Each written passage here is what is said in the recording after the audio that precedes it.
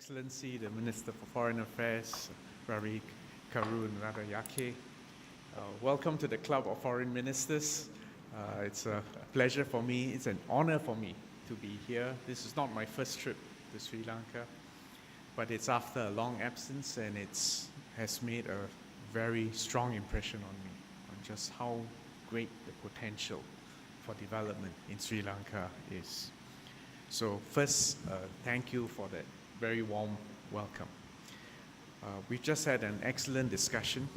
We've discussed how we can deepen bilateral relations between Singapore and Sri Lanka.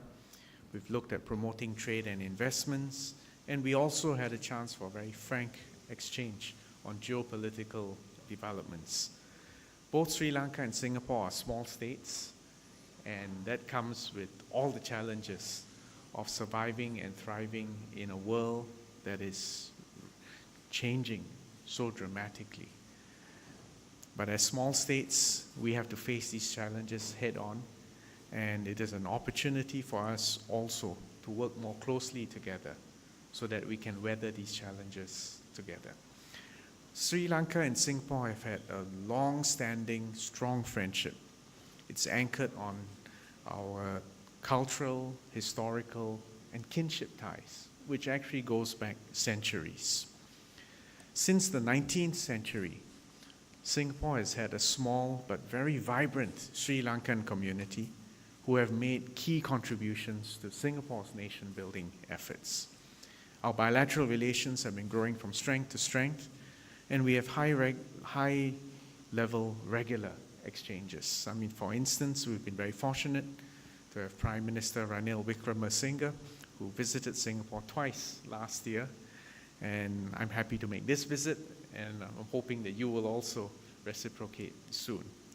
I'm encouraged to see the rapid developments in Colombo and to see how the government is catalyzing this by pushing reform and greater economic engagement with the rest of the world. Because of this, there is a surge of interest on the part of Singapore companies in Sri Lanka because they can see for themselves the growth potential in this place. In fact, there are currently more than 350 Singapore companies in Sri Lanka, and they are engaged in activities across a wide range of sectors, which include food and beverage, manufacturing, IT, cybersecurity, and power.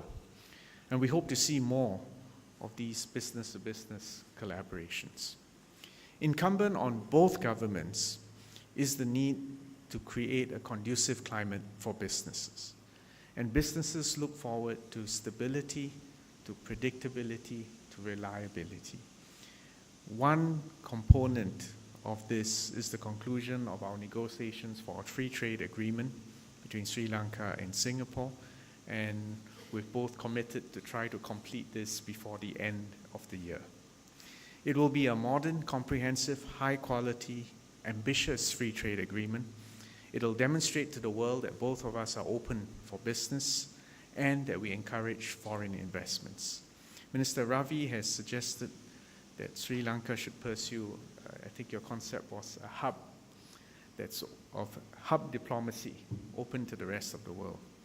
And I agree wholeheartedly with you because if you think about it, Sri Lanka is a hub for transshipment and economic ties across the Indian Ocean.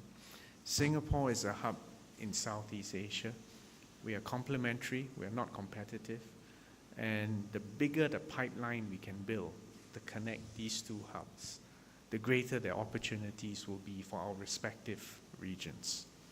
So we believe that with the free trade agreement, Singapore can serve as your gateway in Southeast Asia, and Sri Lanka will be our gateway in the Indian Ocean. And this will be an example of a win-win outcome for both sides. Singapore is happy to play a modest role supporting the Sri Lankan government's development and reform agenda. We've had a very good and frank discussion just now, and I think it shows the level of trust, comfort, and goodwill between the two governments. You've also shared some of your ideas on civil service training, and I have emphasized that this is an area which we want to encourage more of. And not just to exchange ideas at a technical level, but to build and deepen relationships amongst our civil servants, to build that reservoir of trust and goodwill, which we believe will put our respective civil service in a very good stead to generate further ideas and to create more opportunities for collaboration, which will benefit our citizens in the long run. So I will be going tomorrow to Jaffna as well, where I will have an opportunity to participate in a handover ceremony for books donated to the Jaffna Public Library. And we will also be launching an orthopedic development program at the University of Jaffna. This is of special significance to me in my previous life as a surgeon, where I benefited from the training, the tutelage, and the inspiration of professors who originated from Sri Lanka. And for us now to have an opportunity to go there and make a token contribution is an echo of our gratitude, and also a reminder of that deep and long-standing relationship between our two nations. So I welcome this opportunity to do more together. Thank you again for your warm welcome, and I look forward to seeing you in Singapore in the near future. Thank you, Thank you very much.